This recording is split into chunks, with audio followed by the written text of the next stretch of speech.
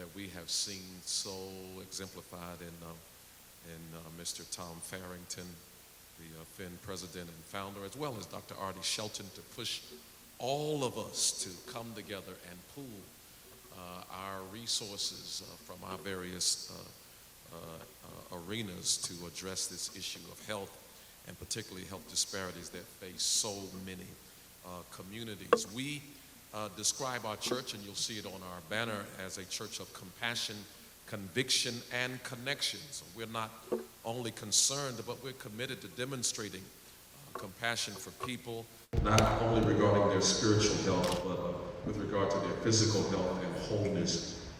Christ set the standard for touching lives in a comprehensive way, meeting needs and addressing issues that were relevant and impactful for those he ministered to. So ministry for us really must be relevant. And when we say relevant, we mean it must connect with people where they are, and it must count in the kingdom of God in terms of transforming lives at all levels, spiritual, emotional, physical, financial, you name it. So it's through connections with organizations such as PHEN that New Samaritan really is able to try to be the catalyst for transformation.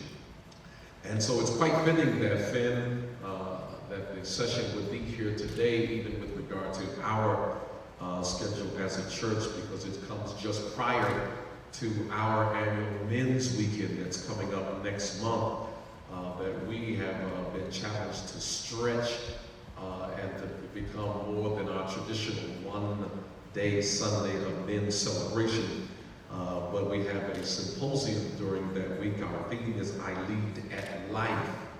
And we have a symposium that weekend on next Saturday, October 27th, that addresses the issues of men's health. We're dealing with I Lead at Health, I Lead at Relationships, I Lead at Business, I Lead at Finances, but the entire spectrum. And so we're really looking very much forward for even PHEN has consented to participate in that weekend, and Dr. Ahagotu is very excited about sharing. So we see how connections are vitally important, and you can educate someone else in other arenas who can educate you when you're not in their arena, and we just glean and gain one from another. I was so helped by my time this morning in the sessions that we had. A flood of information.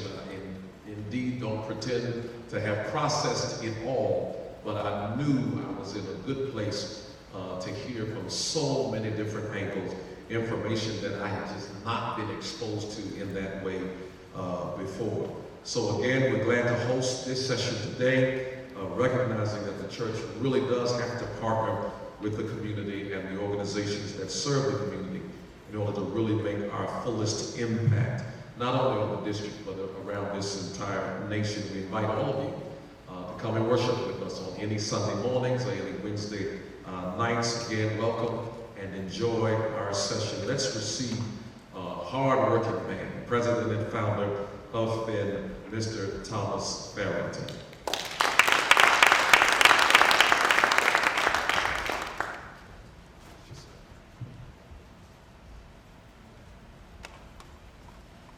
Thank you for that wonderful introduction and wonderful welcome to New Samaritan Baptist Church, Bishop Kelly. You know, I grew up in the Southern Baptist Church, so anytime I come into a church, especially a Baptist church, I feel right at home. So the only thing Bishop Kelly said that I'm missing is the choir, and so I know we have some singers out there. And maybe one will step forward as we leave and honor us with a solo. But it is so wonderful to be here in New Samaritan. You know, when Dr. Shelton and I will talk about Dr. Shelton when I introduce him to moderate the panel, but when we talk about working with churches in the greater Washington, D.C. area, he told me about New Samaritan, and that he thought they would be a good partner. We spent a fair amount of time. You know, Bishop Kelsey and his team didn't just say, well, let's go do the Father's Day rally.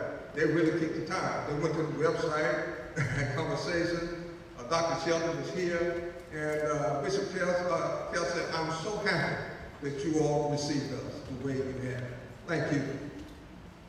Today, this afternoon, in this session, we're going to really move the discussion and the whole tenor of the discussion to connecting with the community.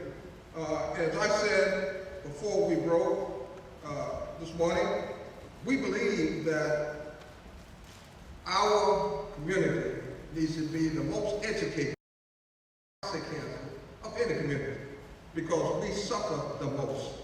Our strategy for providing that education is through partnerships. And our church partnerships are really the foundation for our outreach to our community. And we have, as an overview to this session, I'm going to highlight some of the things that we've done. And then I'm going to talk about where we would like to go. Because I think we've made great strides. And I think we can complete that journey to have a very efficient and very educational partnership. So I passed out, I know in your package, we passed out the information with this yellow flyer. And I know you had I had a presentation, but I'm going to, if you have that flyer, just follow me in the discussion. Because I'm not sure that Soren has all the presentations prepared, but we can talk through this. In 2009, we decided that working with our churches in a unified way would be a great advantage in terms of outreach. So we invited 33 churches in Massachusetts to come to one of our monthly meetings and to join us, the pastors and leaders. And we had a nice dinner for them, and we sat down and we talked about what we were doing with PHEN. We talked about what we'd like to do with them, and they enthusiastically decided to join with us on Father's Day of 2009. And that began the process of our Father's Day rally against prostate cancer. And the concept of that rally was very straightforward. Churches, number one, have a community following by definition. And within the church body are men and women. And we believe that while only men have prostate, women need to know too. So our interest was in educating both men and women, so the church was the ideal setting. So what we asked the churches to do with us as part of the Father's Day rally was on Father's Day really just recognize the prostate cancer survivors and the family of those who had lost someone to the disease on Father's Day and offer prayer. And if we would do that, we think it would break the veil of silence and would be a major step forward. It's churches offer prayer, and this would be a major step forward because so many men were frightened, really, to come out. And people would sit next to each other in church and wouldn't know that they both shared the experience of facing prostate cancer. So we did that, and it was absolutely wonderful. We got some great feedback, and so we've done that now through 2012, where we have hundreds of churches all across the country that work with us, that partner with us on Father's Day. And you know, one of the most fulfilling photos that I had from the Father's Day rally in 2012 was a small church down in Louisiana. And I forget the name of the town in Louisiana because the town is so small, it's probably not even on the map.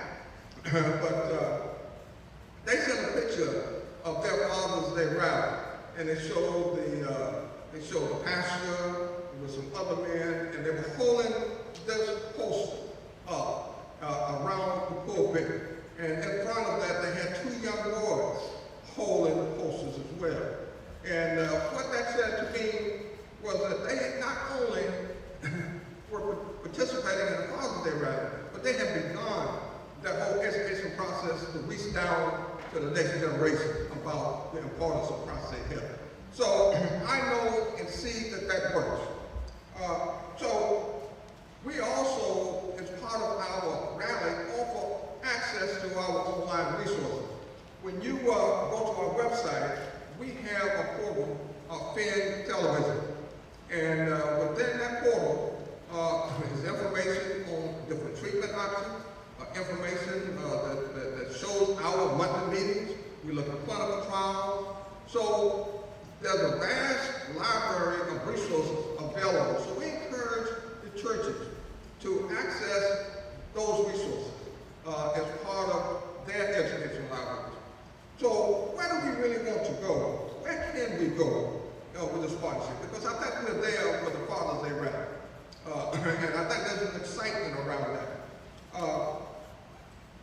Today, well, each month now, we broadcast a live webcast on the second Wednesday of every month. And as part of that webcast, we focus on education about clinical trials. Remember, we talked today about the importance of black men being involved in clinical trials, so we can really understand how these different treatments are going to work for the men most in need. So we look at clinical trials, we talk about new treatments, and again, it's part of educating our community.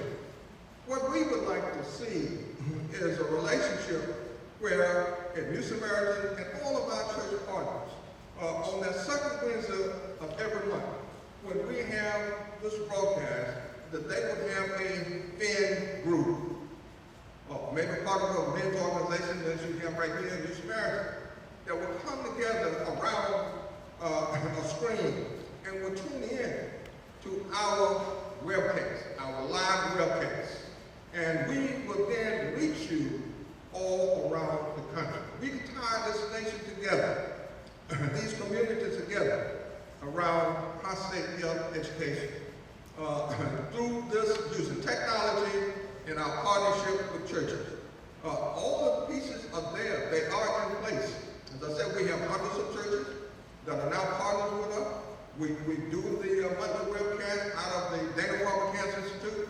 And we are able to bring some of the greatest minds in the field of treatment and research to participate in our monthly webcast.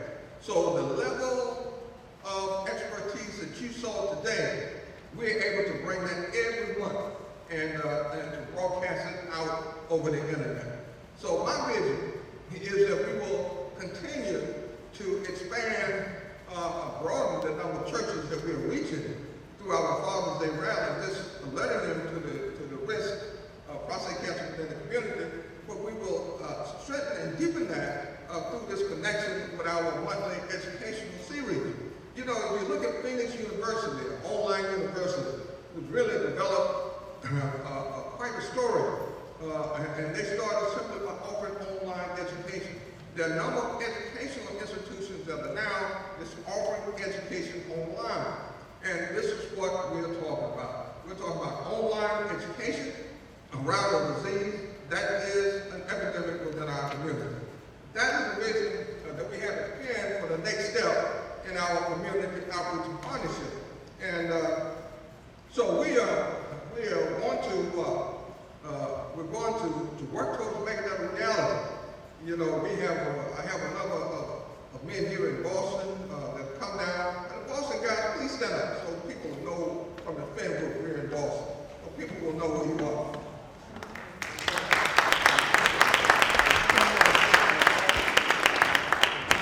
We come together as a group every month.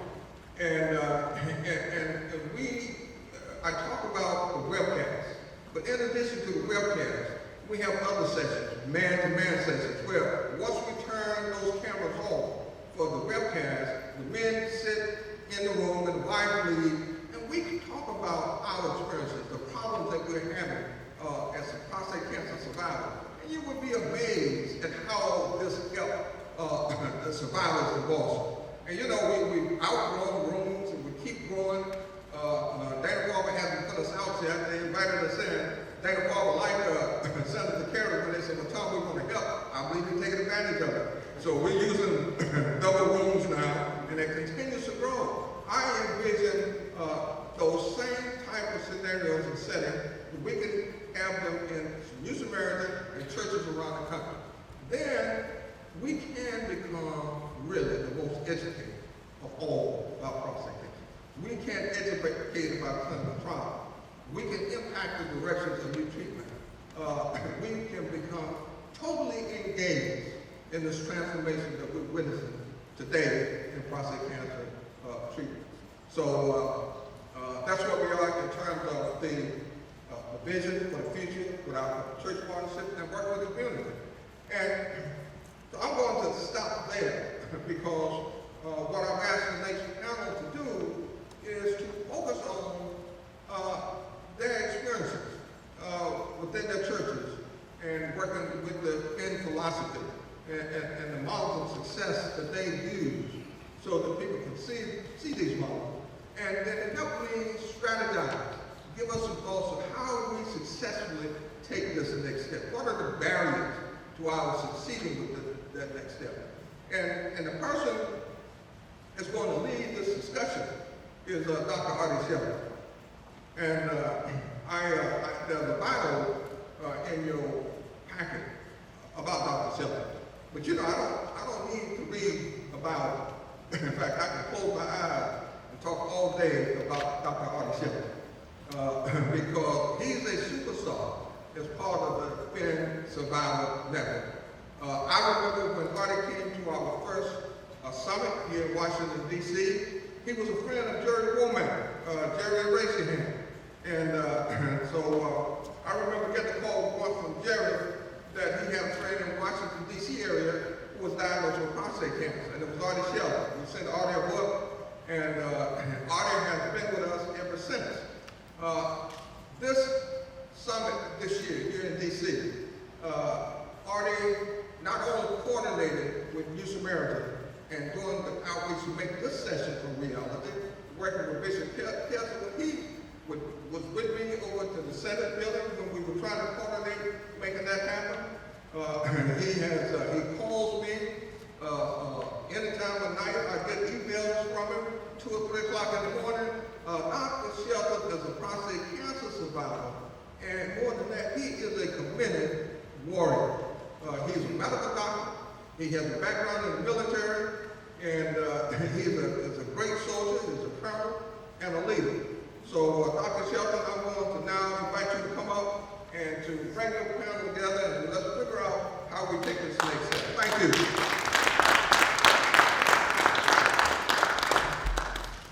Notice how these big guys always got these speakers up so high, microphones. No respect for us little guys. Good afternoon. Really, it's a pleasure to be here with Bishop Kelsey and the staff and the group here to talk about the third session with the Prostate Health Education Network. And I know we had the first slide. The session this afternoon is going to be expanding and strengthening PHEN's education outreach partnership with the faith-based institutions. As Tom mentioned, I will be moderating this section of a very distinguished group of panelists. And Tom mentioned that I am a prostate cancer survivor on this network.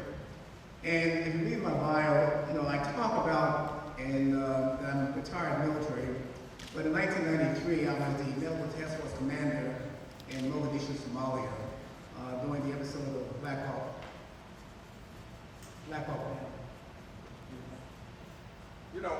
Excuse me, one of the things that you can do is to get carried away and not listen to your program. As I just did. But everything I said about you is true. And I'm not going to take a word of it back. Because you are still the greatest. But the next person on the agenda is Michael Haynes.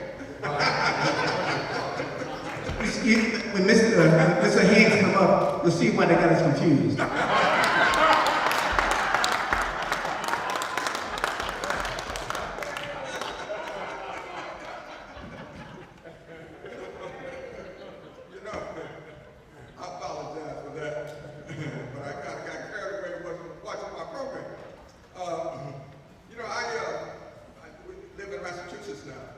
and I'm a great New England Patriot fan. And in fact, we are season ticket holders. We've had a number of season tickets and been following the Patriots for many, many years. And one of the real highlights of our following the Patriots was watching Michael Haynes play quarterback for the Patriots. And I think when Michael first came up, he ran back punch and kickoff, and he was a great superstar with the New England Patriots. And you know, I didn't keep up with Michael too much after he left the Patriots, because the Patriots oftentimes, you know, they do some good things, but they do some dumb things also. And one of the dumb things that they did is they let Michael get away and go with the Oakland Raiders. And so I was not able to follow Michael that much once he slipped out of New England.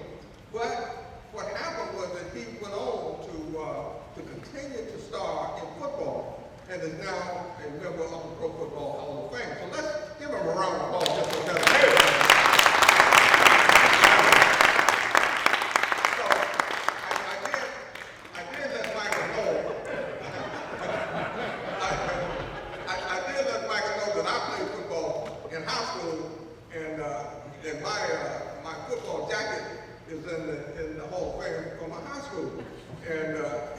What I didn't tell you, Mike, it wasn't because I was that much an outstanding player, but when my team was inducted into the Hall of Fame, because we were state champions, didn't lose in the game, we went to the induction ceremony, and my mother, who has a birthday tomorrow, had saved my football jacket all those years. And so when I took my football jacket to the induction ceremony, they said, "Oh, we need that for the Hall of Fame." They didn't say, "Charles, we need you for the Hall of Fame." So that's the reason my football jacket is in the Hall of Fame. You know, I've got to know Michael in the fight against prostate cancer. He is a champion. He's out there on the gridiron in a fight that's a tougher fight, in my opinion, than football. And he works with the American Urological Association Foundation to reach out. He's used his celebrity status to gain visibility and awareness and help get the message out to men about prostate cancer. And he's doing a great job of that. And we're so pleased to have him here to participate in the summit this year. So Mike, welcome.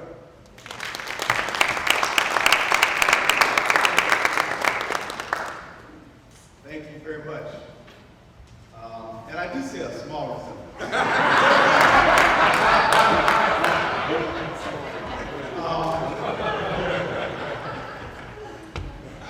It's really strange. I mean, the guys from Boston stood up a little while ago. He invited them to stand up. I actually met a lot of them on the football field in Boston. Halftime of one of the games, we went out and they introduced us as prostate cancer survivors. And it was a big day there in Boston, so I don't know if I had anything to do with that, but it was great to to meet a lot of the guys at that point, to see now that we're still meeting and still now starting to hold hands and partner to do a lot of good things. So it's exciting. Thank you for having me. I also grew up in a Baptist church, probably not an uncommon thing for an African American kid, but Pleasant Hill Baptist Church in Los Angeles. My mom would be so proud if she saw me right now. She'd be very proud. My story actually starts working not as a football player, but really working at the NFL as an NFL executive. And they have a lot of programs for retired players and for current players to try and help those guys with transition and decision making. And so while I was at the Pro Football Hall of Fame, they were doing a screening for retired players. And I went there, part of my job, they were going to do a public service announcement. So they're going to use me, a Hall of Famer, to do a public service announcement. And that's when my education really started. There was a lot of women there that I now call angels that are encouraging the guys to take the simple blood test. And I said, look, I already got a physical. I don't need to take this. She goes, well, you might encourage some of the other guys to do it. So I did it. Now, most times you have a blood test, it's a couple of days before you get the results, but this was a special deal. The AUA had worked out an arrangement with a company, and they would travel with the guys and get the results almost immediately, within 30 minutes. So not expecting to be called, they called me up and said, Mike, the doctor wants to see you. Well, of course, when they called my name, wanted to see me, I didn't think that was a very positive thing. So I went in and said, yeah. He said, well, we have your results. What's your baseline PSA? And I had never heard of baseline PSA. I didn't know what he was talking about. PSA was a public service announcement. And so I said I didn't know. And then he educated me. And this was a guy named Dr. Willie Underwood. A lot of you in the room know him. He's an African-American urologist. He said, Mike, 1 in 6 men will be diagnosed with prostate cancer in their lifetime. More than half those men are going to be African-American. The African-Americans are twice as likely to die from the disease. Well, you can imagine, I didn't know my baseline, but you knew I was going to find out what it was when I got back. So when I got back home, I called my primary care doctor and asked what was my baseline. That was the very first time I'd ever had a conversation with my doctor about my PSA or urology. So look, as he goes through my chart and sees my chart, he realizes that I had an elevated PSA. It had gone up in a 2-year period from 1 something to 3.5. He said, but that's not really too elevated, like, it's under 4. For a guy your age, under 4 is pretty good. But you are African American. So I think I'm going to send you to a urologist. Now, that's the first time he ever said, or he could give me any idea that being African American is linked to this disease or any of that. So when I finally went to a urologist, and I told him what my general care practitioner said, that, well, my PSA was under 4, that meant I was probably okay. He said, no, you're looking for a spike, it can be 10. But if it goes from 10 to 12 or 10 to 14, doesn't mean you have cancer, it just means something's going on and you need to go in and get a little bit more information. So when he said that scared me a little bit. But he said, I think you're going to be fine, but let's get this over. So to make a long story short, I think they told me I only had, was it 2.5 hours I had this week?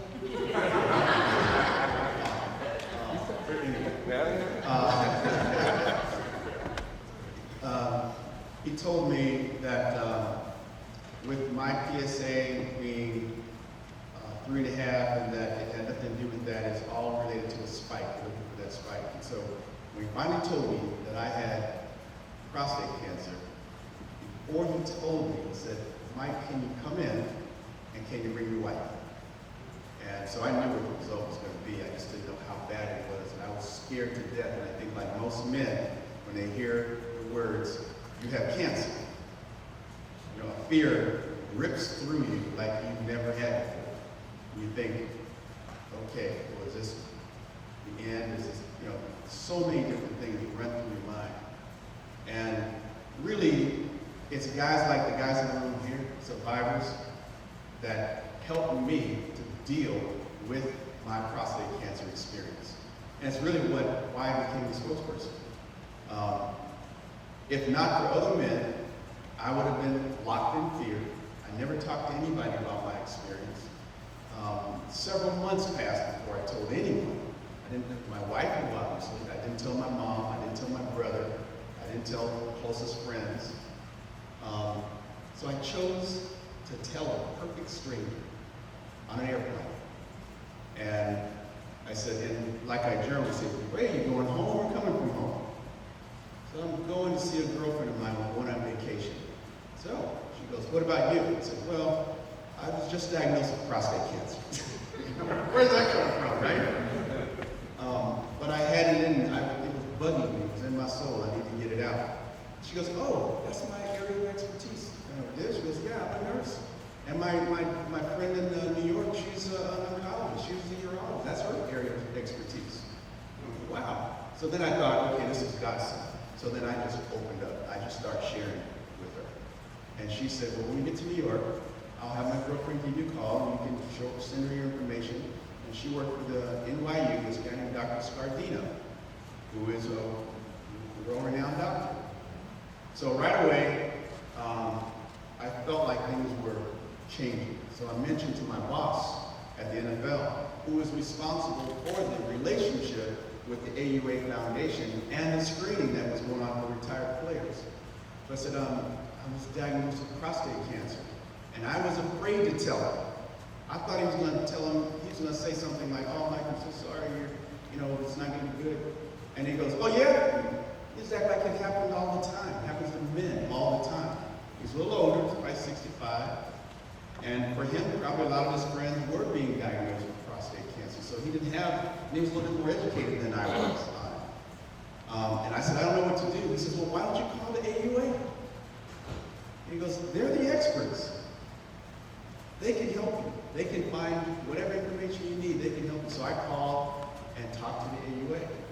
And sure enough, that's where everything started to happen positively for me. The doctor who finally told me I had prostate cancer, he said, Mike, as soon as he said that, I said, let's get it out. Let's get it out. I want this cancer out of my system, which I think is the common and probably the normal response from men. Let's get it out. And he said, you've got a lot of time. You've got prostate cancer. It's a slow-growing cancer. You can take time to make a good decision. And you want to make the right decision for you. And so that's what I did, and that's what my wife did. And I got to be honest with you, I think my wife did way more than I did. She read Dr. Scardino's book. She was on the internet, just Googling everything, talked to as many people as she could.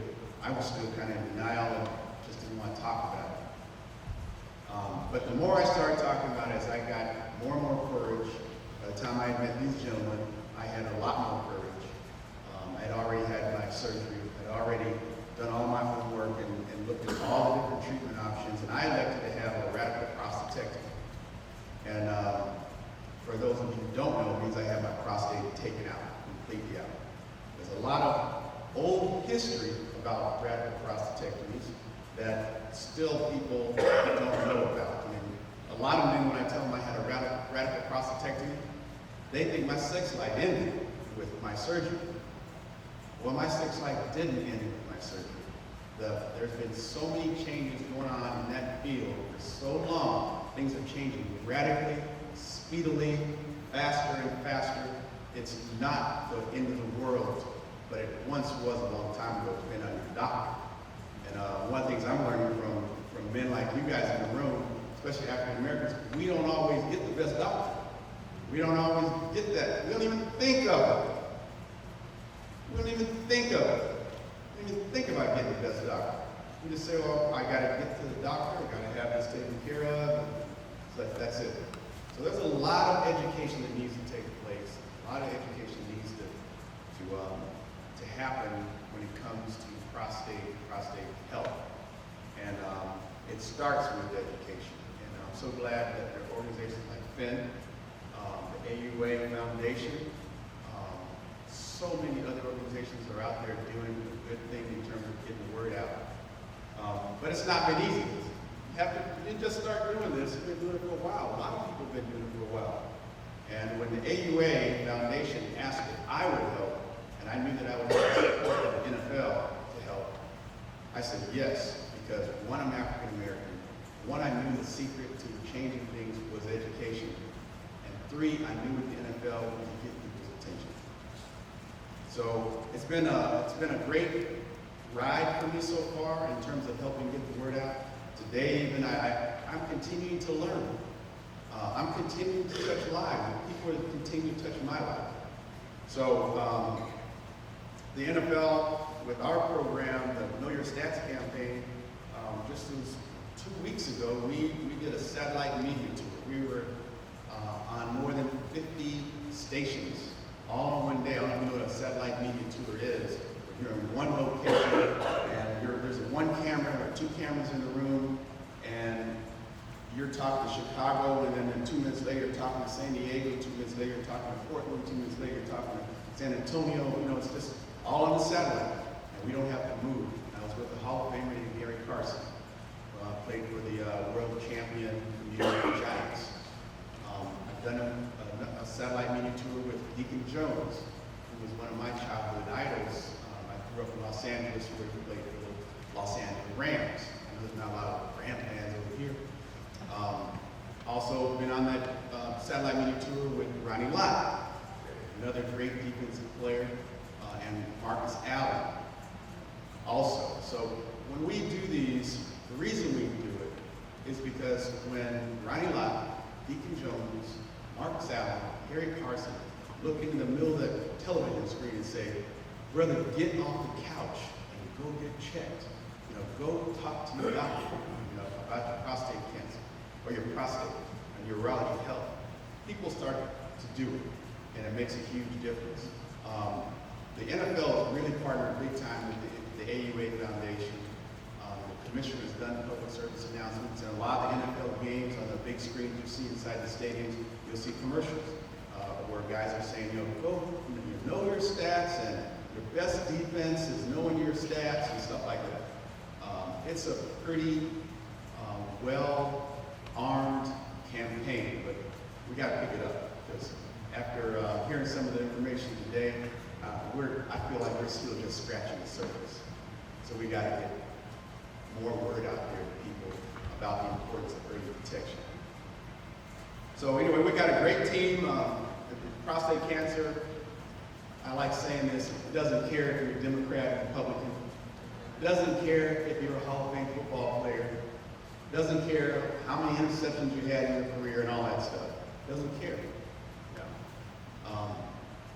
Cancer can hit anybody, and for most men, it's gonna hit you. You're gonna get it. You're gonna get it. So for me, the PSA test saved my life. The PSA test can help other men find out they have it early when it's most detectable and most treatable. I shouldn't say most detectable, but most treatable. And I think that's what we need to try and do, to make sure that we're doing our part. So, some of the, talk about some of the things that we're doing. I'm not going to get into them because I feel like I'm stealing from, you guys. I mean, this is, to me, this is about PHEN today. It's about prostate cancer awareness. It's not about our campaign, Know Your Stats. It's really about your campaign. And we all have been talking about how do we partner together? Because we got the same goals, same objective. We just want to save lives. And in particular, African American men. We need to get them educated. Going to the barbershop, I know people are doing it. Doesn't mean they're going to get out of the chair and go see the doctor. What is the real thing that we need to do? Maybe we need to make sure guys can get tested for free. Maybe we can make sure that if you don't have insurance, we'll get you insurance. Or maybe find doctors that will do it for you. Whatever it is, we got to make a difference. And the difference doesn't happen without great leaders like a lot of men in this room, a lot of organizations that are represented here this week and represented today. So I want to thank you. I'm going to continue to do my part, and I have a lot of guys behind me, Hall of Fame football players, and just football players in general. You cannot be on a plane or in a room for very long if you're next to me without knowing my passion for making a difference in this disease. I've been very blessed to have a wife that cares about this disease too. She supports my efforts. And for you guys who know you're really passionate about something, your wife doesn't support that too. You're feeling me? I'm sure they're feeling me out there. If she doesn't support it too, it can be a tough time. But I got all the support in the world from her and my family. And we are very serious about making a difference and trying to help fund research, help fund more people, and even people of color into this field of urology, where hopefully they would be focused, maybe more so than other people. But we're doing a lot, and I'm so happy to be here today to be sharing with you guys and to continue to learn and to share, and appreciate the time that you give me today to talk about my own experience.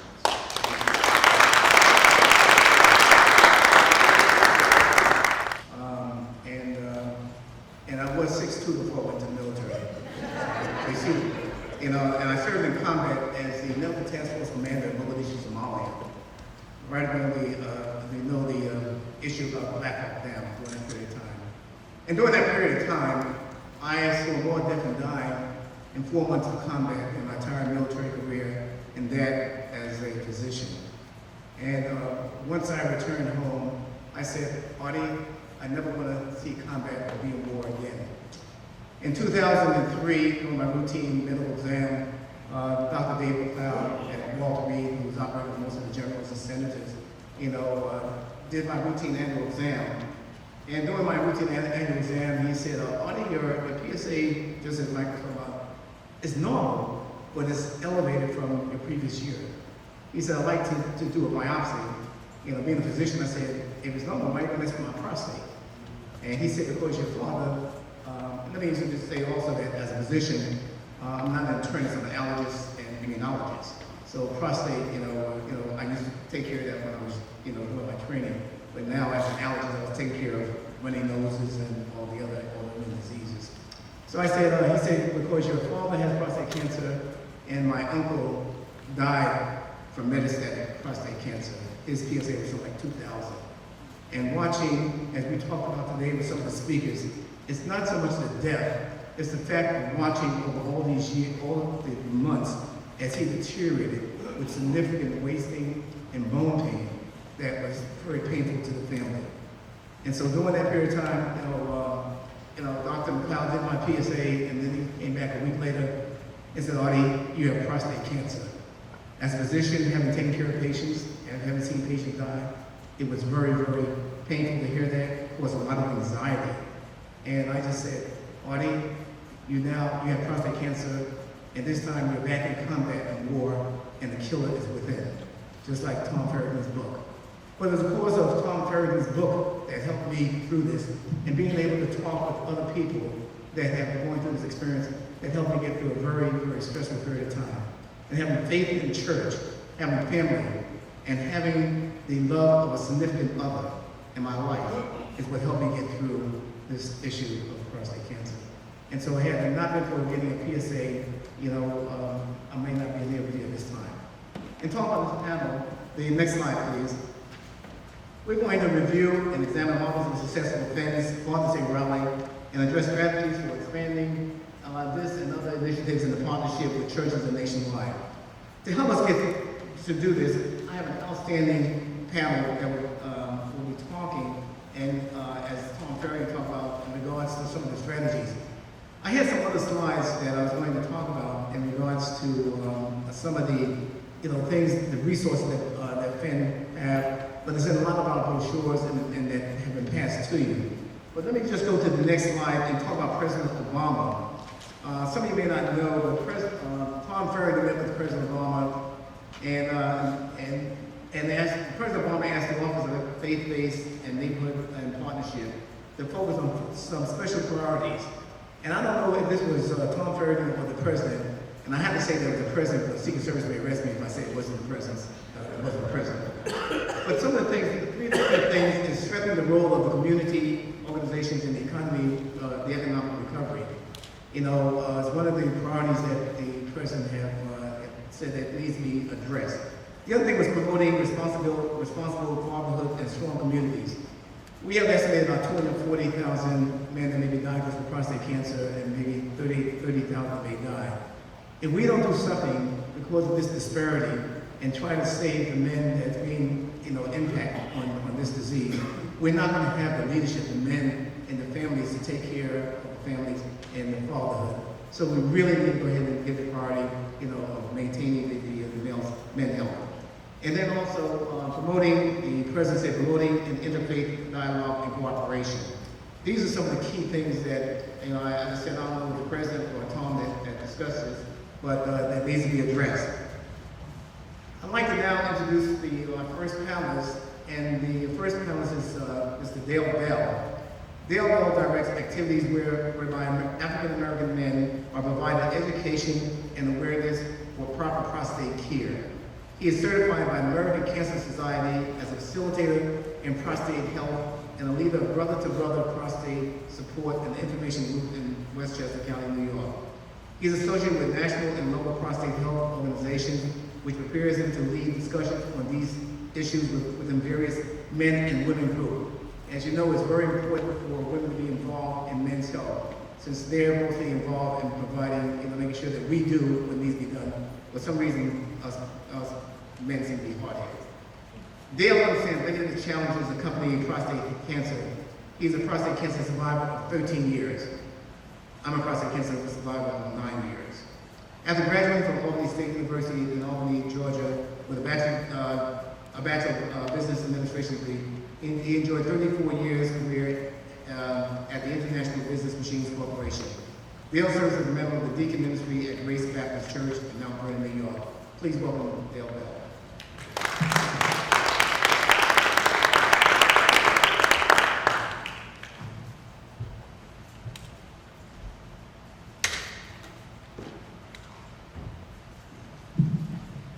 I said it when I came in and only a few people heard me, but let the church say amen.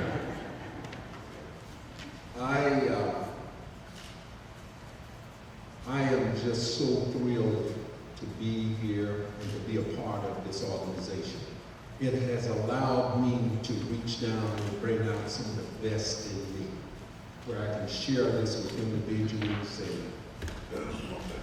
and get the response from individuals that say, hey, you helped me get through this. And I'm talking about prostate cancer. My own story is unique, but it's heavily embedded in the church. I grew up in the church. My father was a minister, my mother was a missionary in the Church of God in Christ. I became a Baptist at 50 years old, but I think I'm still going to heaven. And my situation is, when I was diagnosed with prostate cancer, it wasn't really a surprise once I was encouraged by my family doctor to get a biopsy because I had an elevated PSA. Fortunately, there was a urologist in my church, one of the leading urologists in New York at the time, Dr. Franklin. He, along with his practice, he was also a professor at Columbia University. So it was kind of easy to make the transition from diagnosis to a treatment that I felt comfortable with. I did my research on all of the possible treatments. Of course, he being a surgeon, recommended surgery. However, I had learned through my research that depending on who you ask the question to, will give you the answer. If you ask a surgeon, he will tell you more than likely, he or she will tell you that surgery is the best answer. If you ask anyone else, I mean, whether it's radiation or not, you ask a radiation doctor, they will more than likely recommend radiation. Fortunately, the operation worked for me. My concerns were similar to yours, but my sex life is great, just like yours. Thank you, Lord. I share that with you so that you can understand something about me and how faith can work in this. See, once I realized that I had prostate cancer, and something had told me before I even went back for my results that I had, but I was all right. I was calm about it, and I couldn't understand it really, but it was just something saying that you're going to be all right. And through my surgery, it was followed by 8 weeks of radiation, 5 days a week for 8 weeks. It was like clockwork. I took off from work, and I went to the hospital. I live in Westchester County, so I had to drive in to Manhattan about 30 miles every day, 9:30 for 5 days a week. I got through that very relatively easy, I should say. I kind of took it on as a war. Being a veteran of Vietnam, I understood war, and I also understood everything else, above everything else, that God will get you through. So this whole thing was quite easy for me because it was a faith that I had. And I know God will take care of it. I know that. I knew that then, and I know it now. So my wife said, well, I didn't realize that you would be so vocal about this. I said, God spared me so I can get out and do some good about this. This is not mine to keep to myself. God didn't spare my life for me to stay within myself and keep it to myself. So that's another reason why I'm here today, is to learn as much as I can, to get out and share as much as I can, because I love hearing individuals say, you helped my husband through this, you helped me through this, and let me tell you, it means a whole lot to be able to do something for someone other than myself. Now, we'll talk about the task at hand. When we started our initial approach of getting the churches involved, my church was one of the first churches that really embraced this whole effort. If you go on the website, you'll see one of our associate pastors who had an altar call. And it was the first Sunday, the Father's Day, that we did this. And my pastor, Dr. Richardson, was out of town. But an associate pastor had been given the instruction that we're going to do this. That Sunday, 2 Sundays before that, he said, look, we're going to have this prostate rally, and we encourage you to wear blue. Well, we have 3 services in my church, 7:30, 9:30, and 11:30. At all 3 services, we had about 3/4 of the congregation wearing some form of blue. We had an altar call where our pastor, associate pastor, he said, I want all of the survivors to come up first. And we gathered around the altar with our spouses. Then he said, I want all the family members to come up. And they came up behind. And then the rest of the congregation came up. You're talking about powerful? And the brother prayed. You're talking about sending up some timber? The brother sent up some timber. And it was just so powerful. And fortunately enough, we got a short video of that. And that's something we have shared with people. But beyond that, how do we get the involvement to a greater extent? Well, I have realized that you're going to have to go talk to the women. So I have about 5 or 6 presentations. With my IBM background, I have a lot of experience in making presentations and talking to groups. And I have a special presentation for the men, depending on where I'm going, if I'm going to a church or if I'm going to a health fair or whatever. I have about 10 different presentations, and when I come to events like this, I go back and I update. So when I go to the women, I don't even allow any men in the room, because I want to talk just to them. And I want to make sure that they understand that I really need your help. And you have to understand, you got the power to get that man in for screening. You get him to do almost anything else you want. And I understand it. I've been married 40 years. I dated her 5 years before I married her. So I understand the power of women. And I ask them to share whatever power they have or what kind of influence they have that helps save this man's life. So he can be here for you and be here for those children. I use women to the fullest extent to help get this message across.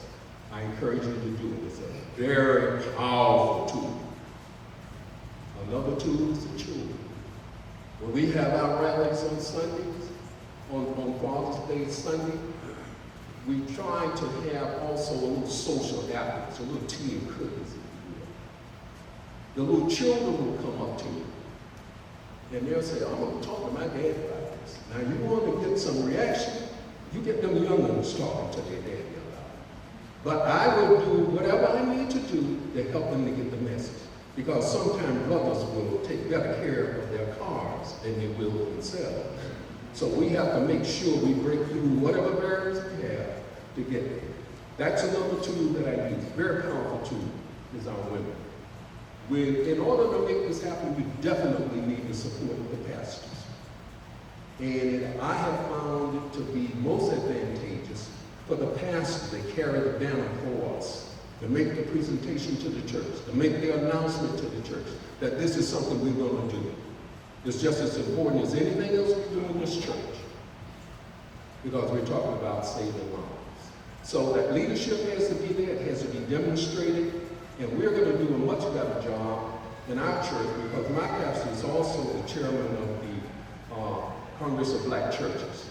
And I just feel over the last year or so, although he's endorsed us, he's written letters, he's gotten the president involved. However, I have to go back and work that some more time, and we'll talk about that. Lastly, let me just say the small churches. One of the things, Tom sent me enough information, although we have a church that's pretty sizable, but I asked him to send me some extra materials, those little cards that we use. The Friday and Saturday, mainly that Friday, all these little churches around in New York, we got a lot of churches in Westchester County, like in most areas of the country, especially in the rural areas. I put like 50 and 25 of those little pamphlets in my envelopes, and I went by and just dropped them in the mailboxes of several churches around. And about half of them started looking forward to the next year, because I did this year before last. I'm not sure what they did in their services that Sunday, but they had some information to convey to their congregations about our rally. So I tried just about everything I think will work. I'd like to see us certainly get the morning talk shows more involved. I think we can get some gold out of that. And then too, just stay with it and stay on it. Thank you very much.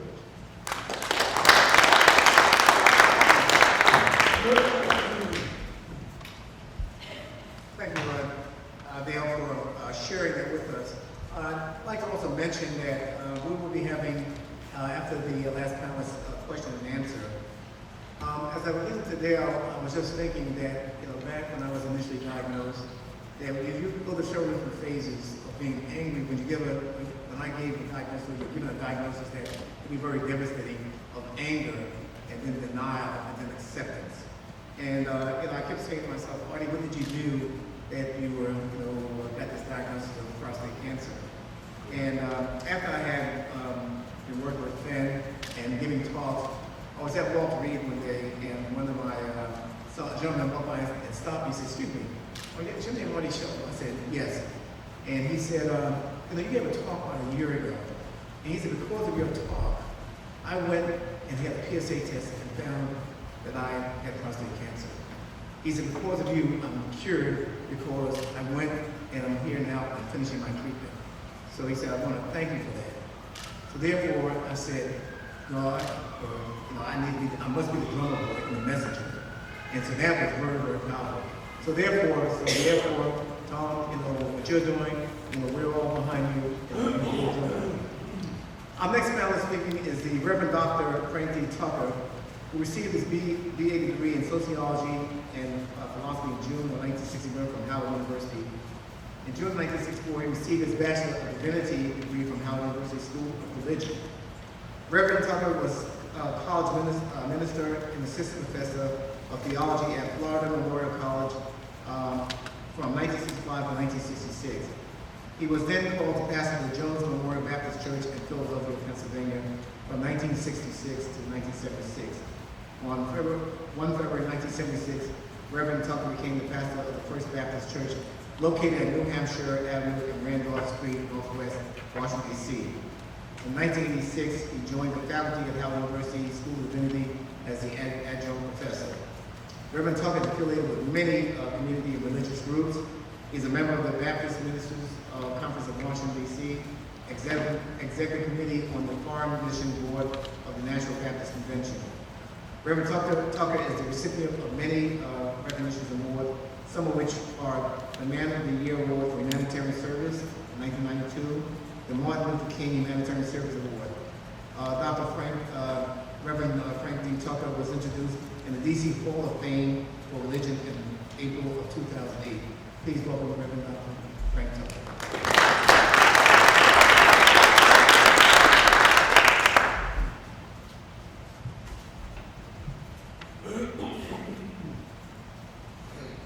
Thank you so very, very much.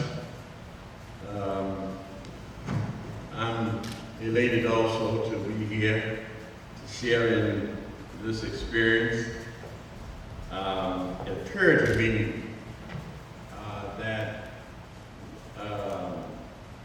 most of us who are speaking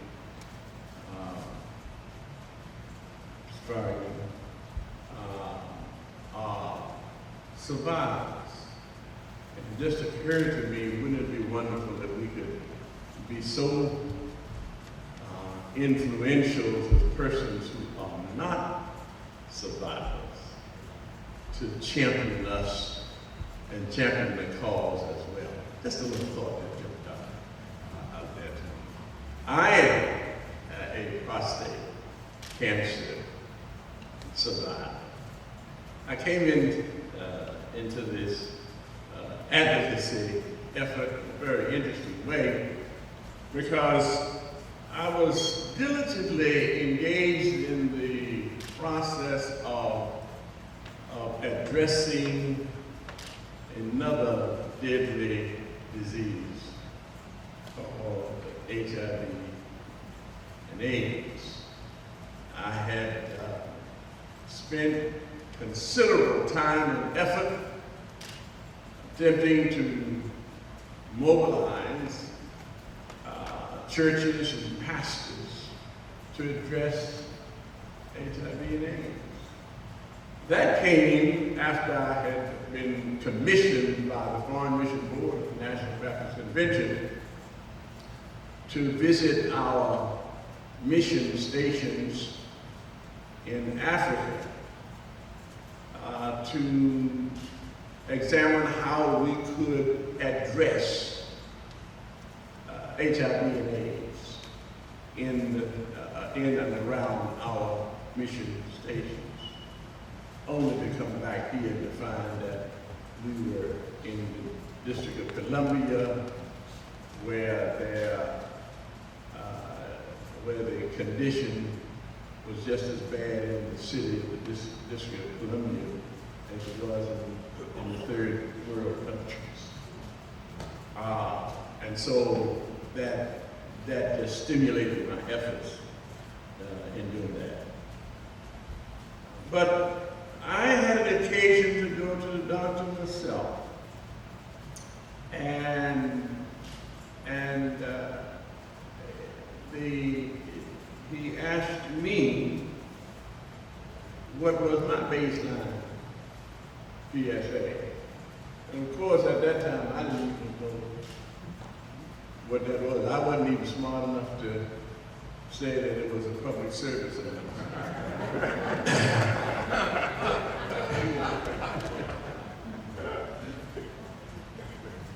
He proceeded, though, to share with me some information and asked that I would go and take the test. And lo and behold, my reading was upwards of 8. And he said, well, you better get your biopsy.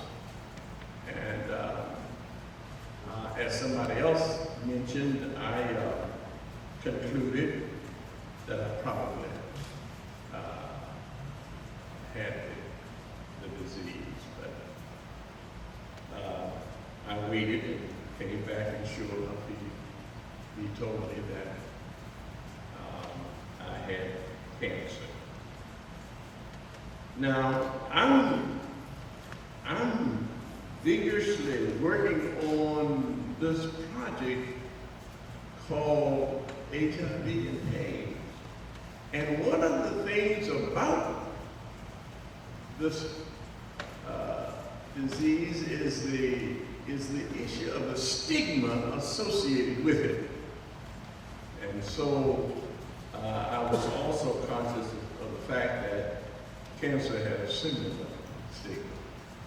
So it was quite easy for me then to move from the idea here I'm pushing people to address this disease of AIDS and to talk about it, to embrace people about it, and to not be afraid of it.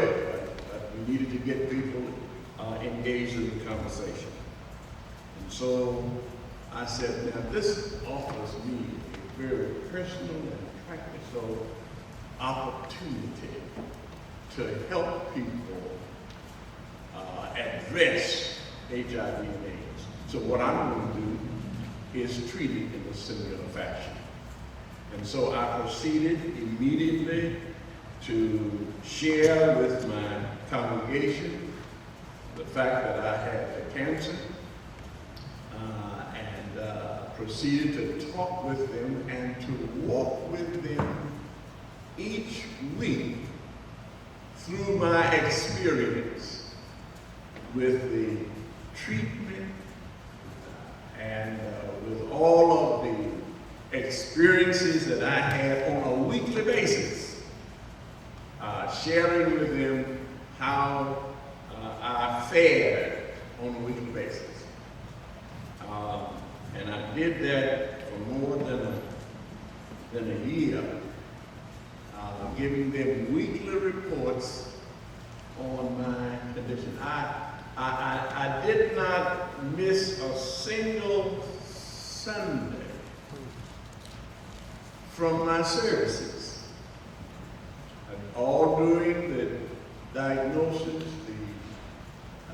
during the period of treatment, each week I would come back and share with the congregation what happened, what went on, and to let them know that they too, the whole idea of it, I said to them after about 4 or 5 months, when I thought that some people were getting tired of me talking about it, I said to them, I wasn't trying to drum up any sympathy for me. It wasn't for me, but it was to share with you so that you would feel comfortable in addressing and talking about it. One of the amazing things that I discovered, that there were more people in the congregation who had experienced the sickness than had ever addressed it to me. Many of them had been to the hospital, had their treatment and all, and did not share with me. But after I was talking with them and sharing with them, they proceeded to some of them came and patted me on the back trying to encourage me. I understand, I know I went through it. The first time I had learned, they had gone through this.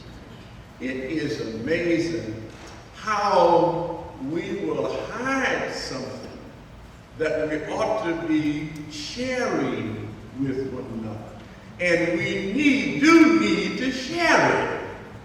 We do need to communicate with others about it. And so one of the things that I think has been extremely important in our congregation is that each Sunday morning, my people hear something about health.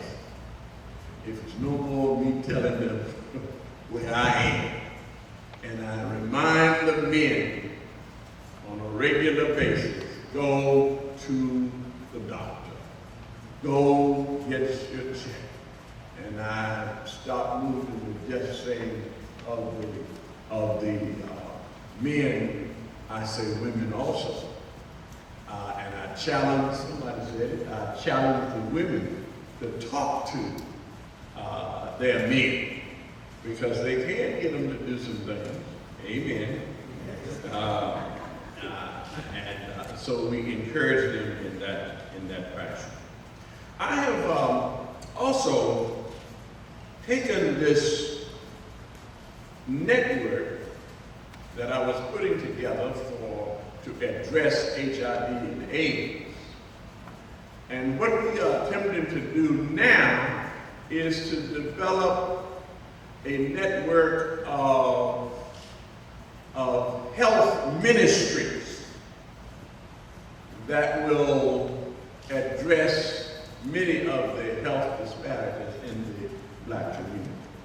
And so we have formulated a commitment from over 60 pastors who have signed an agreement to network together in developing health ministries. And certainly one of the things that we need to do in connection with that is to make sure that appropriate information, appropriate education takes place in each one of those health ministries, and encourage those pastors and people to engage in the educational process for addressing this prostate cancer and any of the other diseases that's so related.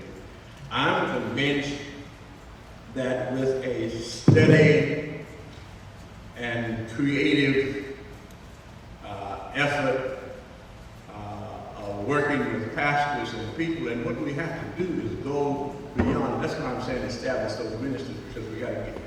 Yeah, the pastor has to take the lead. Pastor has to make the declaration, but we have to get soldiers in the churches that are committed on a regular basis to continue to do the educational process. And we're looking at making that happen on a continuous basis. That's how we want to develop, I think, and broaden our efforts to get more and more churches on that Father's Day, to shore up their rallies and participate together and use the media in the process of connecting us in that fashion. I'm extremely excited about the possibilities. Every time I hear people address it or talk about it, I realize how important it is, and just eager to continue to labor in this vineyard to make this happen. I'm confident that we're going to have a community that will be well educated and committed to address this health disparity. Thank you.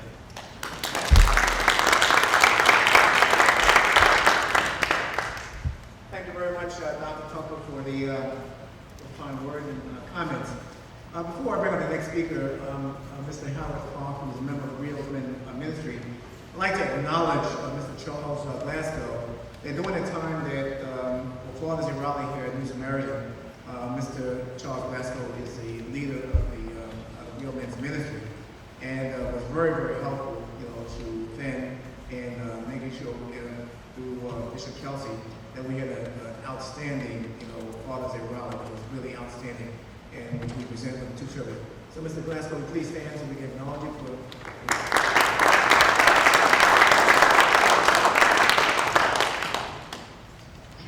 Our next panelist just makes a few comments about his own, his family, concerns about the prostate cancer, is Mr. Howard Clark, who has served as a member of the New Samaritan Baptist Church for 10 years. His service includes being a member of the Real Men's Ministry, School of Ministry, and acting president of the Senior Usher Ministry #1. Mr. Clark served in the United States Marine Corps and is a Vietnam veteran.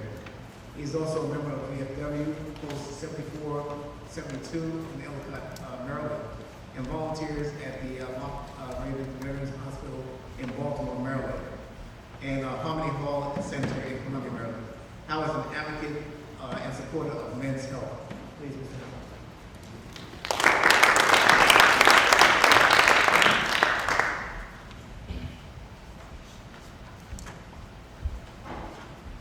Good afternoon, survivors. Good afternoon. My name is Howard Clark. I'm a member here of New Samaritan. I became aware of the prostate cancer situation with my dad.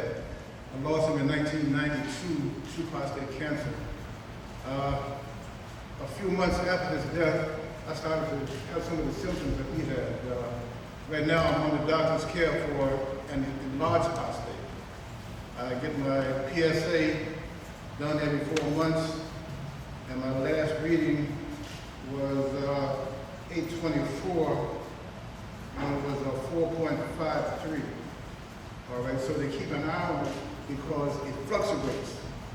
In January of this year, it was, let's see, it was right here. It was, let's see,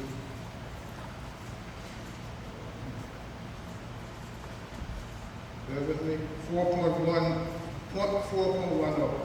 okay? And that's, for them, it's on the high range. So, I'm also a Vietnam vet where they use a lot of Agent Orange. This affects the prostate also. In the Real Men's Ministry here at New Samaritan Church, under the anointed leadership of Bishop Michael Kelsey, we develop boys and disciple men. Now, by developing the boys, we're teaching them good, healthy habits like putting God first, respect for authority, good work ethics, that life's tests build character and develop them into real men. Now, when developing, discipling the men, men are shown that the gospel of Jesus Christ is a path to salvation and eternal life. That real men love Jesus, they're real men are leaders and not followers. Real men accept responsibility and live their life according to the commandments and the statute of our Father. And the real men also vote. A real men ministry teaches that real men take care of their health. The real men ministry has joined PHEN, the Prostate Health Education Network Incorporated, to rally against prostate cancer. Prostate cancer is a devastating disease among black men. Real Men Ministry and PHEN is bringing the attention to that fact that knowledge is the best defense against cancer. All men should get the PSA test starting at age 40. And if you're a black man and your father has had it, you should maybe get it a little earlier than that. And I think we all know what the PSA stands for. It's the prostate specific antigen. Okay? And the PSA test, which is the blood test, this is how you get your readings. There's also something called the DRE, which is the digital record, which most of us cringe at the fact that we see the log on, we know what's next. This examination also allows the doctor to check the prostate from the rear to find out if there are any nodes or anything growing on the prostate. The prostate cancer grows from the floor up. I'm telling you guys everything that you don't know already. Okay. Let's see. And basically, that's my presentation. The New Samaritan Church is a church of compassion, conviction, and connection. The Real Men Ministry, the Prostate Health Education Network have joined together to fight against prostate cancer. To God be the glory. Thank you for the opportunity.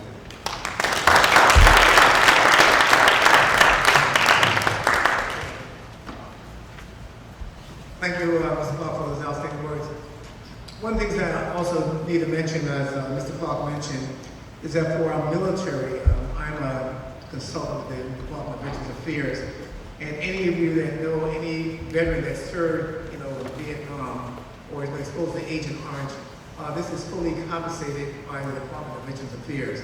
So as you talk with individuals and they say that they served in Vietnam or was exposed to Agent Orange, there's a website within the VA, www.va.gov, and you can do /Agent Orange and give them all the information that they can, review for possible compensation, for the diagnosis of prostate cancer. Our next speaker is Dr. Sonia Wilson. Dr. Wilson is an assistant professor at North Carolina Agricultural and Technical State University School of Nursing. Dr. Wilson serves as PHEN's medical advisory board and has been a member since 2003. She has been a past presenter at PHEN's annual Prostate Cancer Disparity Summit And currently, Dr. Wilson research includes why African American men get PSA testing and the value of prostate cancer support groups. Dr. Wilson is a member of the Mitchell Chapel AME Zion Church in Pittsburgh, North Carolina. She and her sister, Miss Lillian Wilson, has successfully led prostate cancer education efforts within the church, their town, and within their AME Zion Church district. Please have me welcome Dr. Wilson.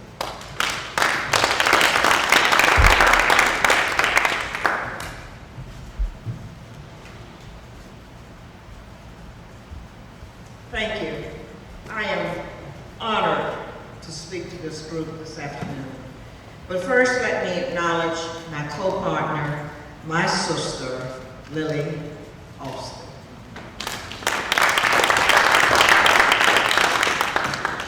May I have the first slide? My topic is the value of a prostate cancer survivors group. Second. 3 years ago, a small group of prostate cancer survivors formed a support group in our church, the Mitchell Chapel AME Zion Church, which is in Pittsburgh, North Carolina. The meetings were conducted using the Arthur House, 3 A's.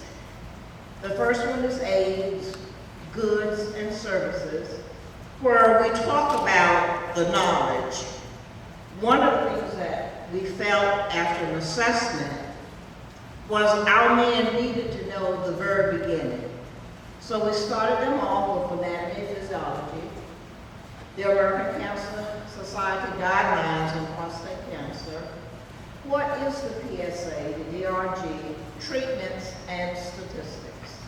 Next. The second A is emotional support.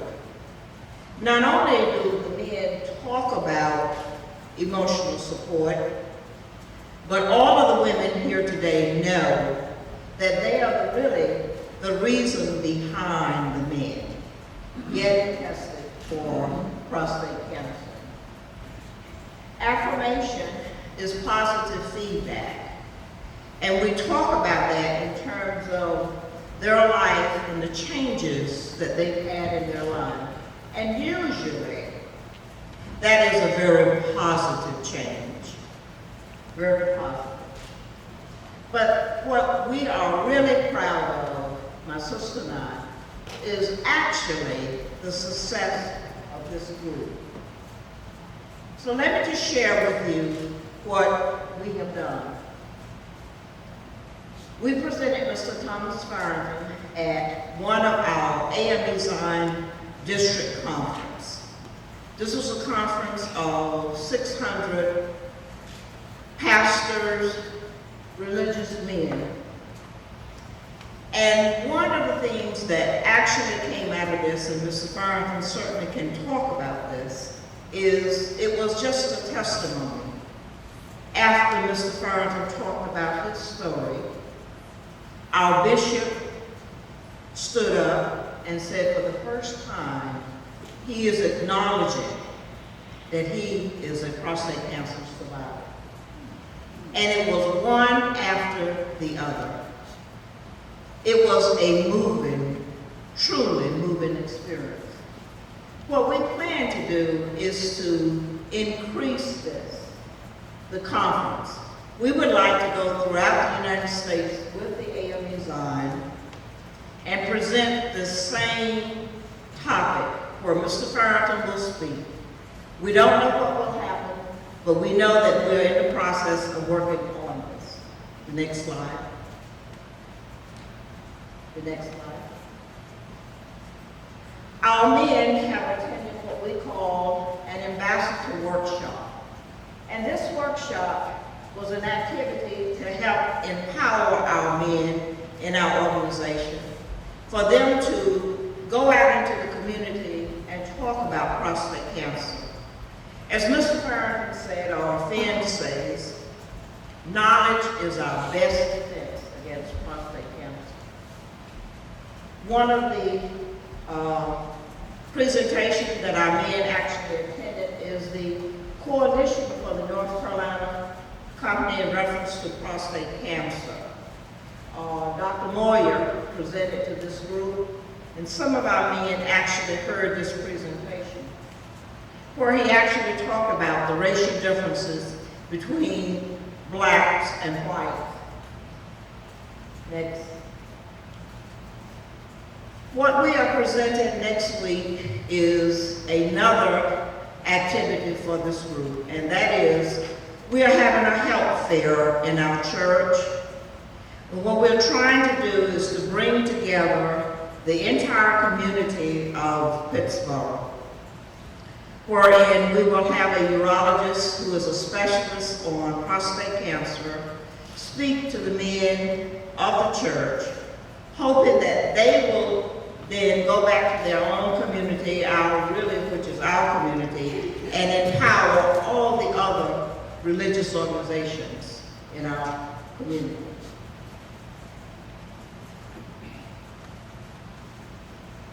One of the last things that I will present or talk about is the fact that we have had a doctor as a consultant to our group.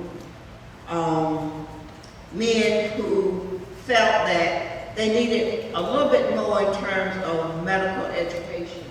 So we've had a consultant from UNC talk to our men. Okay? And of course, the last comment is that Mr. Farrington has presented to our group several times. Thank you.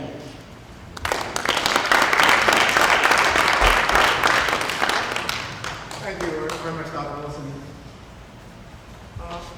I'd like to have my last speaker come up. My little brother, Jerry Womack, can you please come towards the podium, please? And I think when you see Jerry and you see Mike Haynes, you can see why they stole all my food and why I did not grow. Mr. Womack is an advocate and prostate cancer survivor for the Prostate Health Education Network, PHEN.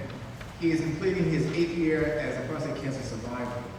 He's a 10-year veteran of the United States Air Force, where he served as a jet engine technician and spent a 2-year tour in England, where he played football in the USA, United States Air Force Europe League. I was the tight end. After leaving the military, he served as vice president of sales and operations for one of New England's leading service companies, and is now a regional sales executive for America's largest manufacturer of commercial cleaning products. Combining his strong belief in God and his roots in faith-based services, he has committed himself to work within the church circuit as an extension of the ministry of health to men and their families. Given an opportunity to extend his life through early detection of prostate cancer like so many of us, he set goals of being part of the education of the community on prostate cancer awareness. Mr. Jerry Womack is one of 4 intermediate family members that were diagnosed with prostate cancer. Knowing the risk of prostate cancer, he has extended his family to all those who listened and received the message of early detection, include many of the men and their families with whom he joined in weekly worship. He wears a blue ribbon proudly and gladly tells the story of life after prostate cancer detection, a message of healing and hope through Christ.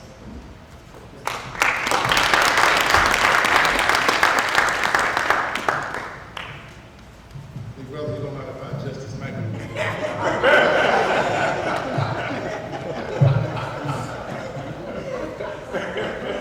Good afternoon. Good afternoon. Giving honor to God, I am very pleased to be here because it's not me that we're here to talk about.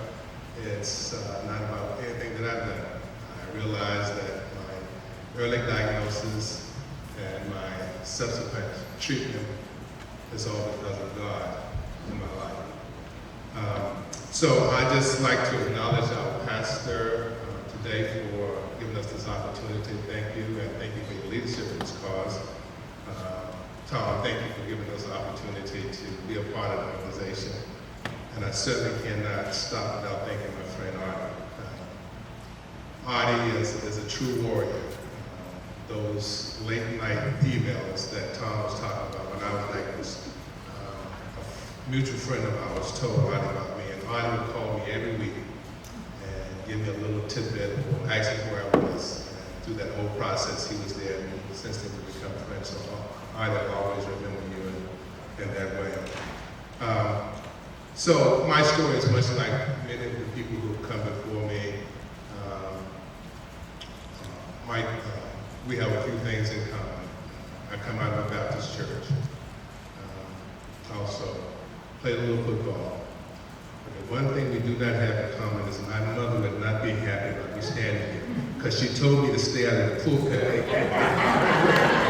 She said, unless you're preaching, stay out of the pulpit. So she would be very happy about me standing there. So I'm going to be very quick before the angels come down and remove me from here. One of the good things about having the name of Womack is the initial is W and the last on the program. So one of the good things about that is that I have no PowerPoint, because there's nothing I can put on the PowerPoint that you probably haven't already seen somewhere today.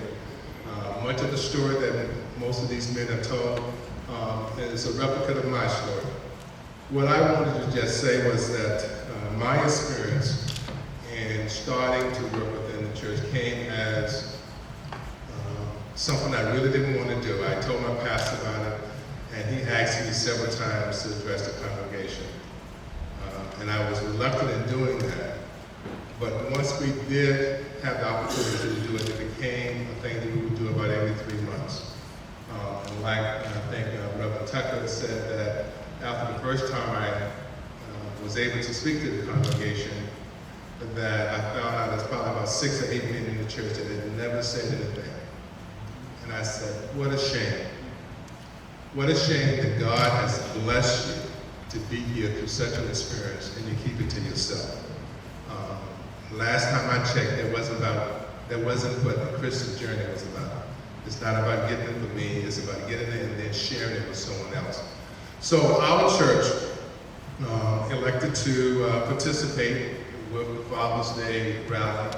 I will tell you that I had some hesitancy about that, because I didn't want to take away from the other activities around Men's Day. I'm a man of faith, and faith is, I believe the Bible says that it's about those things that's not seen. But I'm human, so I also like to see things. And what pushes me and pushes our church to continue to do this is that people have heard the message and people have been blessed. And I don't like doing this, but I'm going to put on the spot today. Here is one of those things that I've seen. Brother Meeks, would you stand? Brother Meeks is one of the members of our congregation that heard the message through our sharing, through our Men's Day rally, and came and approached me about his situation, and now he's a member of PHEN. So it is good to see that something that you've done has affected someone else. In our continually trying to share the message, we went through just about every avenue possible, going to the women, asking women to encourage the men, even putting on costumes and gimmicks, to try to bring attention, because we know that people identify with visuals. But the biggest visual for me to kind of encourage us to continue was this past Father's Day. The previous 3 Father's Day, we did not have the men to come forward. But the pastor this year was led to do that. And to see men come forward that had been, you might want to say, in the closet for years, and the congregation respond, and the tears of joy shared with all of their family members and the rest of the congregation, was kind of the thing that gives us the encouragement to go on. Tom said, so what do we do next? I'm not exactly sure, because this thing, PSA, has really set us back. The encouragement of men to go and do PSA was getting a little traction, but then when they heard that they didn't have to do it, or was that it was actually serving a negative effect, that's all that black men needed, was another excuse not to go to the doctor. So we have to come up with some kind of creative way that we can, again, be able to address the community. The other thing that we try to do is not just our church, because I believe that more people are going to heaven, or more people need saving than just those around Concord Baptist Church. So we've extended out and been able to share with other churches in the community and doing community activities. So we look forward to doing that continually. We thank all of you all who are here and who have participated, because each and every one of you affected someone else's life, and that's what we're about. We're trying to take what we have received and extend it to someone else. Just one other person, if I can have one other person. And so that's the way that we feel that we need to do something creative that we can just help someone else to forward this movement, because there's a great need. So I'm last, and that's all I have to say, because all of these men and women have said before, and I thank you for your time.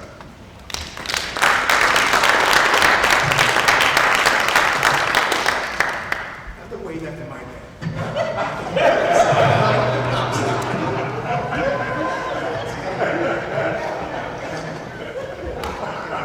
Thank you.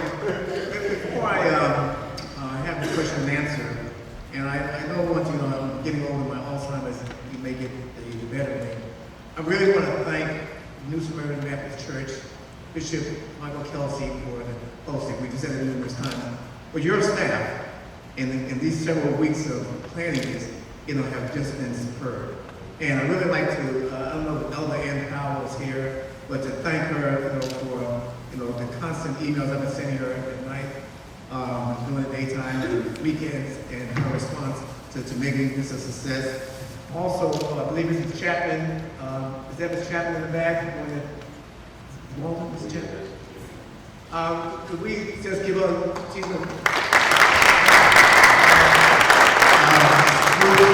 and your entire staff has just been really very, very helpful. And I just, and I just wanted to mention that. Now, we'd like to open up our panel for any questions and answer from our distinguished panel. We don't charge much for the right answer. And so if you have any questions to answer, please just let us know who you'd like to address the question to.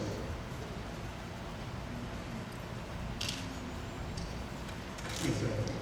We have a mic here. Can you, oh, here you go. What Bishop's face? My question is to Dale. Dale, I would like to know if you would be willing to share some of the information that you have at hand. I live in Florida and the West Coast. Believe me, we need all the help we can get. I'm basically a one-person wrecking crew, and any help I can get from you, and I'm going to be talking to Tom as well, I'll be willing to do this. I will give you one of my cards with my email and cell number on it, and I'll talk with you after this, and you can tell me what you would like to have that I have, and I certainly will share it.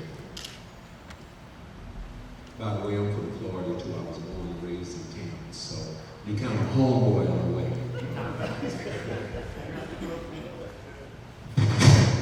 This is for the full panel. I'm from Oakland, California, and I actually work for the health department there. We've been working with small, mid-sized, and large churches around prostate cancer, and we created a model called Body and Soul. We talk about nutrition and other issues. And what I've done is I've tried to connect with men's ministries where they existed, and what I found powerful was using those churches to actually do the screening. So we partnered with the Ethnic Institute and the Retired Black Nurses Association. And at churches, we've actually had men, sponsored by the men's ministry, do the tests after church. And you heard Dr. Roach mention this morning, and he's been part of a movement there where we not only did the test, but then had a neurosurgeon come into the pulpit and talk about the surgery and treatment. We found it powerful. One day we would test 45 men, and we found most of these men didn't have insurance. They weren't men who could go to their doctor because they didn't have the insurance to do that. And we found the church as a vessel. I'd just like to see if anyone can speak to that. You know, that is a problem. We had a similar situation at our church maybe about 5 years ago, we had some of the black urologists who agreed to do a screening after one of our men ministry meetings. And the results went back to about 7 out of whatever the number was, maybe 25 or 30 men who were tested. And these doctors got back with these individuals. Of course, outside of the doctors, we didn't know who these persons were that received feedback that say, hey, you need to go further than just your submissions. What we have done, and what I have done, I made a promise that any individual who felt like they needed a follow-on procedure, consultation, biopsy, or whatever, we would find a way for them to get that treatment. I have also talked with a number of urologists, and unfortunately, because I live in the New York City area, and there are a number of black urologists, and they are willing to do this without pay. Okay? So my point is, seek out whoever you can. And they don't have to be black doctors either. Okay? Just go to them and let them know, hey, I got this brother, he has this situation, and we need your help. Just simply say, we need your help. And I guarantee you, most times it'll work. If it don't work the first time, find you somebody else.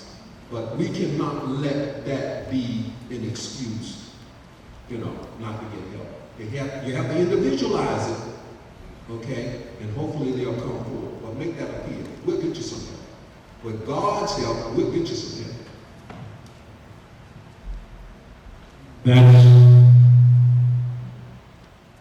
That's also one of the reasons. Well, your question really just stimulates a far-reaching kind of scenario that we need to address on the long. We have to establish relationships with the institutions in our community. They are there, and we have to establish those relationships that will allow us to work with one another in those instances.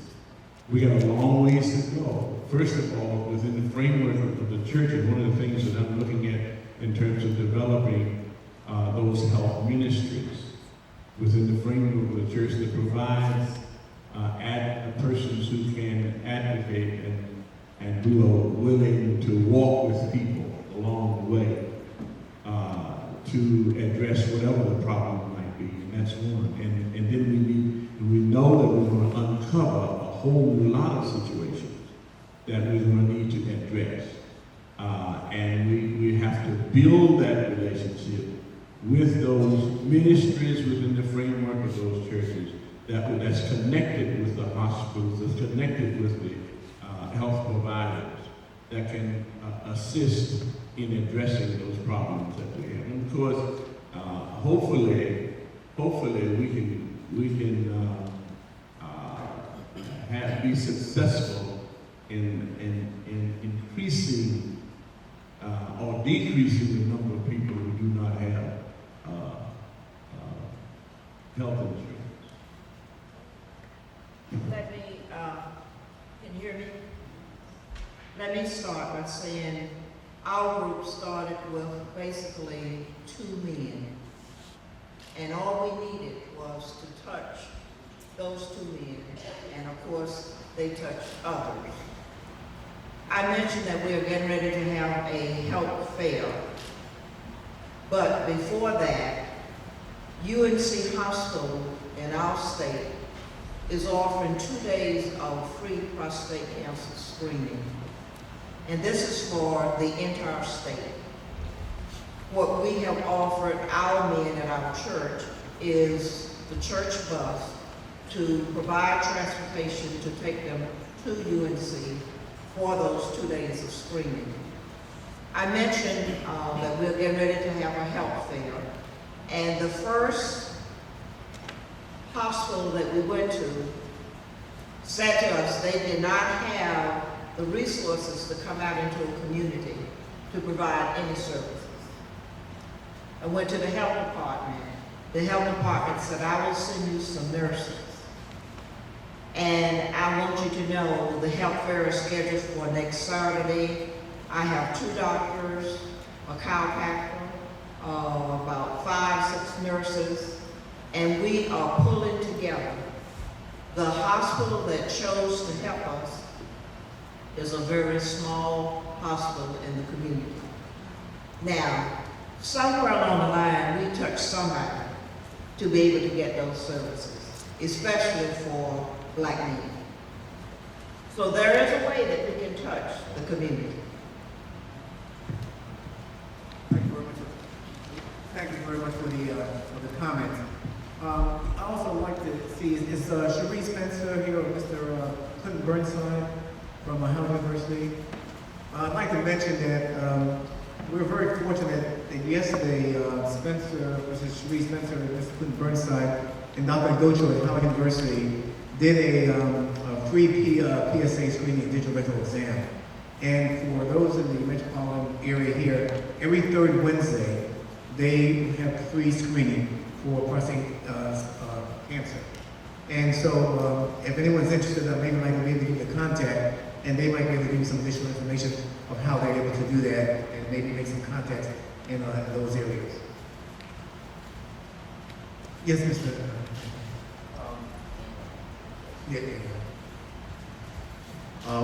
One of the things that I've noticed when talking to a lot of men about prostate screening, a lot of men are getting screened and they have no idea what the prostate gland is, or what the prostate gland does, or what symptoms of prostate cancer are.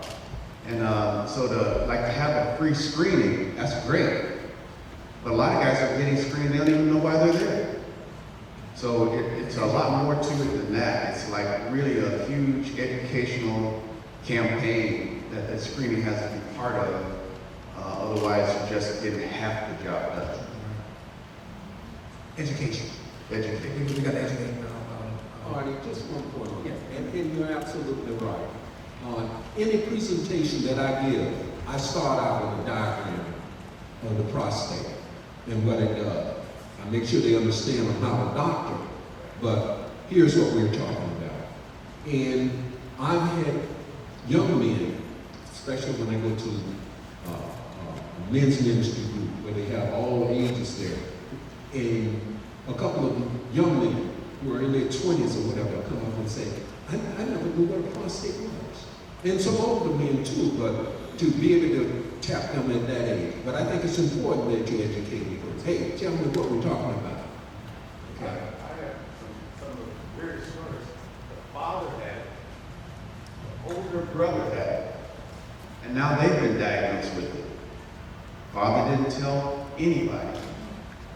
The older brother didn't tell anybody. And the only way that got found out was from talking with me. You know, and so it's terrible because men do not talk. They just keep it to themselves. And so that's why actually I like the month of September, you know, the Prostate Cancer Awareness Month. It encourages everybody to talk. You know, during the year, maybe you do, maybe you don't. But as a survivor, during the month of September, I ask men, and all the survivors in the room, hold up your hand. Tell somebody this month. This is the month that you should go out and at least tell one person about your experience and the importance of early detection, because I think it can make a difference. But it just begs, it just shows how little men talk when it runs in your family and they don't know anything about prostate cancer. So it's a challenge, and we got to actually step out of who we normally are, and that's why I love this month.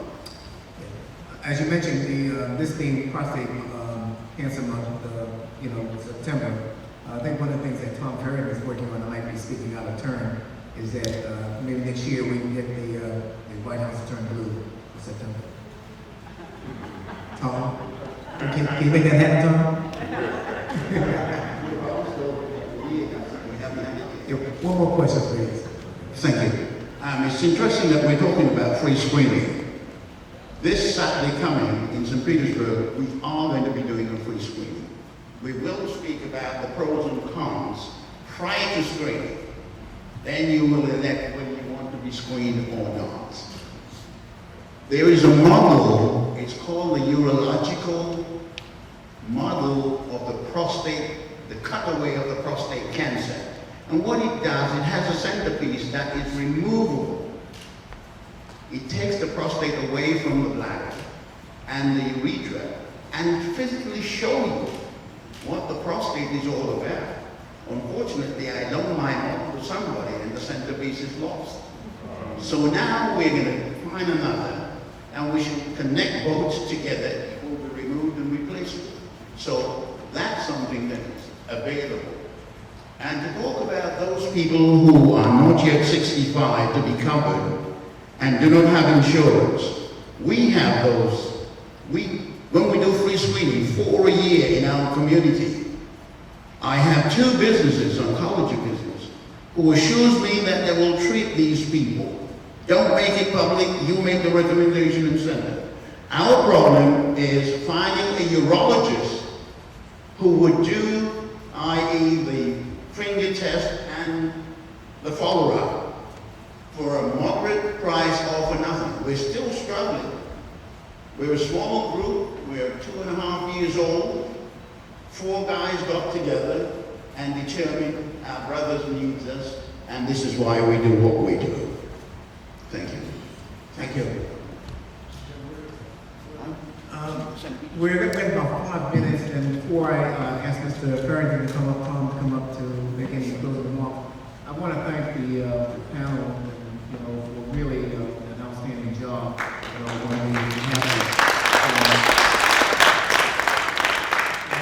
Also, I know we have buses coming, I believe at 4:15 or so.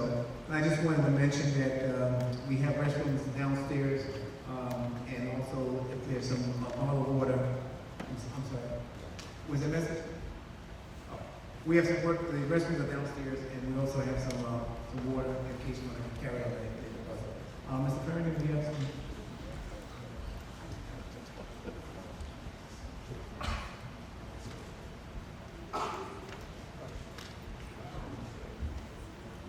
Thank you, Dr. Shelton and the panel. You all did a fabulous job. This was, let's give them another round of applause. We've covered a lot of ground today from our 2 sessions at the Senate building and to our community session here. We covered quite a bit of ground. And I think we've made good progress. I do want to say one thing about the whole education and the point that Mike made about a lot of people got screened but didn't know what a prostate was. That's one of the major hazards of screening. It's one of the major risks. Again, when I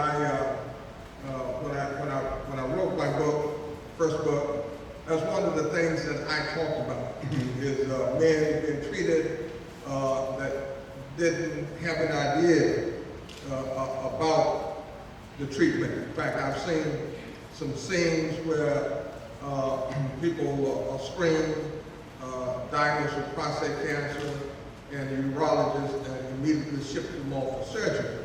And so when you look at a scenario like that, and you look at the task force recommendation, I do understand what drove that. I think it's a criminal overreaction, and there's a better way to do that, and that is through knowledge. And it's the type of thing that we're doing here.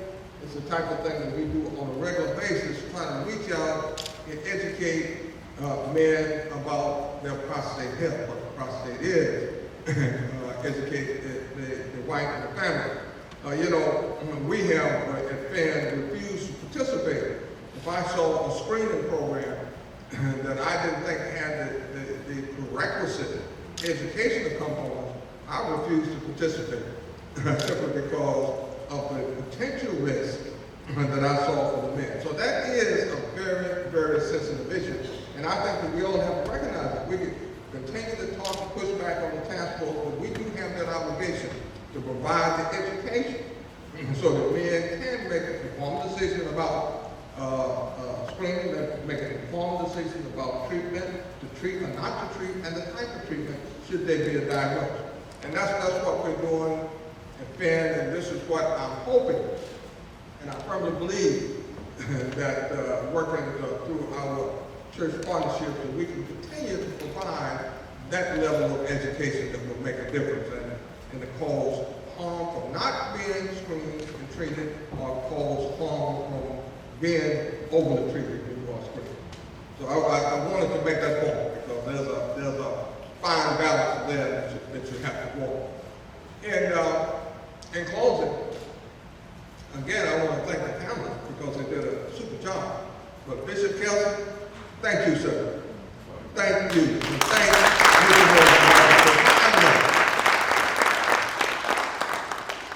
You know, it's hard to have this discussion about church partnership if you're not in the church. You know, you just got to get the feeling when you're in the church about the things that you should do. And so this has been a wonderful setting, and we really appreciate it. We look forward to continuing to work with you and You Samaritan and the churches, Dr. Tucker, and all the churches in your network here in Washington, D.C. We look to just continue to broaden and educate and save lives. That's what we're all about. I want to say that we have 2 buses here, and we have a reception. How many people want to go directly from here to the reception, which begins at 5 o'clock? Okay, we're going to have a reception bus. Danielle, I don't see Danielle, she must be out. Lauren, make sure that we designate one of those buses as a reception bus, and the other bus as a Hyatt hotel bus, so that people who want to go directly to the reception can get on that bus. I'm going to the reception. So, you know, tomorrow is another very important session. We are going to talk about industry action, and the industry organizations have a critical role to play in terms of helping us to outreach and to educate. We've been so fortunate to have some great partners within the industry. In fact, it's about all the leading, in fact, I think all of the leading biopharmaceuticals developing and have treatments partners with PHEN. You know, I feel good about that. And we appreciate all of our sponsors. Again, you can see who they are on the back of the program. But we're going tomorrow to talk about, as we have here today, talk about what's happening within the industry and what more we can do. Because we're going to need the government action and the policies, and we're going to need the support of the major corporations to be successful within the community. That much we're going to need. So please plan to come to our session tomorrow. And we've been hosted by the Biotechnology Industry Organization. It's on Maryland Avenue. And we do not have a bus to get there tomorrow. But it's a very short cab ride. From wherever you are, and especially if you're at the Hyatt Hotel, it's a very short cab ride to the Biotech Industry Organization. So please join us tomorrow for our final session, which is critically important in this whole translating the resolution, recognizing prostate cancer among African American men to be an epidemic proportion. The industry action is a critical portion. So with that, I want to say thank everybody again. Bishop Kelson, would you like to say a closing word? Make a closing word? Well, I just want to thank you, Mr. Farrington, for your stellar leadership and your commitment to the long haul. And you certainly have our commitment in the churches that I am connected with, even in the Full Gospel Fellowship International. So thank you. We're praying for the entire movement. And thank you all. Thank you.